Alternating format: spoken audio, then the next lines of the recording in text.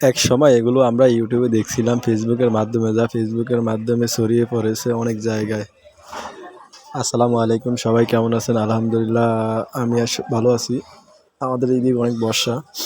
দেখেন, এক সময় আমরা মনে করেন যে উপমহাদেশে এগুলো দেখতাম যে ধান কিভাবে কাটে, কিন্তু বর্তমান পরিস্থিতি এরকম যে বাংলাদেশে চলে আসছে অনেক বহুদিন আগে। তবে আমার এলাকায় আমি আর কখনো দেখি নাই নিজ চোখে, কিন্তু এখন দেখতেছি যে এগুলো মনে করেন যে প্রতি জেলায় জেলায় মনে করেন যে বিভক্ত হয়ে গেছে। আজকে হঠাৎ দেখলাম যে আমাদের বিলে চলে আসছে। অনেক সুন্দরভাবে ধান কাটে, কিন্তু এই বর্ষার মৌসুমে পানি থাকার কারণে ধান ওরকম মোটামুটি ভালো হয় না। এছাড়াও বর্ষার সিজনে মনে করেন যে আমি মনে করি যে এই ধানগুলো এইভাবে লওয়া ঠিক, কারণ বর্ষার মৌসুমে অনেক কিছু পাওয়া যায় না। তো আমার কাছে বিষয়টা অনেক সুন্দর লাগছে, কারণ কার কেমন লাগে কইতা বলতে পারি না। কারণ এই যে কত পরিমাণ পানি দেখেন, আজকে উনি আর ধান কাটবে না, কারণ কি জন্য জানেন? কারণ ধানের সাথে সবগুলো পানির থাইকা যায়, তার জন্য পানির কারণে ধান ভিতরে যায় সবগুলো মনে করেন যে একসাথে ধান চাউল হয়ে যায়, চাউল গুঁদে হয়ে যায়, এই জন্য আর কাটবে না। কিন্তু আমি মূলত আসছি এখানে দেখার জন্য, দেখো কেমন করে কাটে।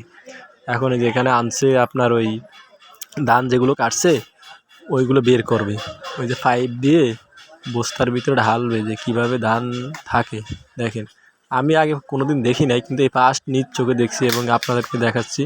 অনেক মানুষ, এলাকার অনেক মানুষ এখানে দেখার জন্য চলে আসছে এগুলো পাশে। এই যে এখন মনে করেন যে ধান এখান দিয়ে ঢালতেছে, কিন্তু এখানে দুঃখজনক হলো ওই যে লোহার যে পাইপটা দিছে, এই পাইপটা দিয়ে ধান আসে না। কেন জানেন? কারণ লোহার পাইপটায় ধান ভিজা, তো তার জন্য মানে ধরে রাখে, কামড়ায় ধরে রাখে।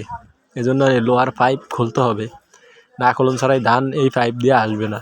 এই জন্য এখন এই যে রেঞ্জ দিয়া এটা খুলবে, এই লোহার এই পাইপটা খুলবে, কারণ ধান আসে না তো কী করব। অল্প কটা ধান আসছে বা সব ধান ভিজার জন্য পাইপের ভিতরে থেকে যায়, এই জন্য এই যে রেঞ্জ দিয়ে এটা খুলতেছে। অল্প কটা ধান কাটছে, কারণ বৃষ্টি, এত পরিমাণ বৃষ্টি হইতে আছে যা কল্পনার বাইরে। এই জন্য মনে করেন যে ধান নিতে পারছে না, নাহলে এই বিল পুরোটা আজকে কাটতো ওরা, বা ওনারা অনেক কাটতো। এদিকে ড্রাইভার সাহেব দেখেন কত মানুষ এলাকার, সবাই শুধু দেখতেছে কীভাবে কী করে না করে, সবগুলো দেখার জন্য। আসলে বাস্তবে মানুষ ভিডিওতে অনেক কিছু দেখে, কিন্তু বাস্তবে আসলে দেখাটা অনেক আনন্দ এবং অনুপ্রাণিত করে। এই জন্য এই যে রেঞ্জ একটা দিয়ে কাজ হইতেছে না, এখন আরেকটা দিয়া করতেছে যাতে তাড়াতাড়ি করে, মানে বৃষ্টি আসবে তো। আর গাড়ি আজকে এখান দিয়ে মনে করেন যে নিয়ে চলে যাবে, মানে এখানে ধান কাটবে না, গাড়িটা রাখলে হয়তো আরও মানুষের ক্ষতি হবে, এই জন্য। আর আমাদের এলাকার যেই অনেক গণ্যমান্য লোক এখানে আসে, দেখেন কি সুন্দরভাবে তারা আনন্দ উপভোগ করতেছে, এবং ছেলেপেলেও আছে এবং আমিও আছি। আমি একটা নসিমন গাড়ির উপরে বসে রয়েছি আর কি, আমাদের এখানে নসিমন গাড়ি কয়। আর কোনো কাজ করার আগে দেখবেন কিছু কিছু বিশেষজ্ঞ আছে, যারা মনে করেন যে প্রতিনিয়ত পরামর্শ দেয়, এমনি করলে ভালো হবে না, এমনি করলে ভালো হবে না। ওই যে এটা মনে করেন যে নাট থেকে বের করা শেষ, এখন দেখেন ওই দেখছেন পানি কিভাবে পড়ে, আর ধান সব চাউল হয়ে গেছে। সমস্যা হলো এই জায়গায় সব পানি ভাঙে গেছে, ধানগুলো বৃষ্টির পানিতে ধানগুলো সব ভেঙে গেছে, এখন এই যে পড়তেছে দেখেন। মানে এরকম দৃশ্য কয়জনে দেখতে পারে? তাও আমাদের এলাকায় আমি দেখছি আজ চোখে। এর আগে আমি কখনো দেখি নাই, কিন্তু ভিডিওতে দেখছিলাম, ইউটিউব ভিডিও যেসব দেখছিলাম ওই সময় আর কি এরকম দেখছিলাম ধান কীভাবে পড়ে। ধান পড়া শেষ, মানে মনে হয় 30 সেকেন্ডও লাগে নাই যে ধান বের হইতে।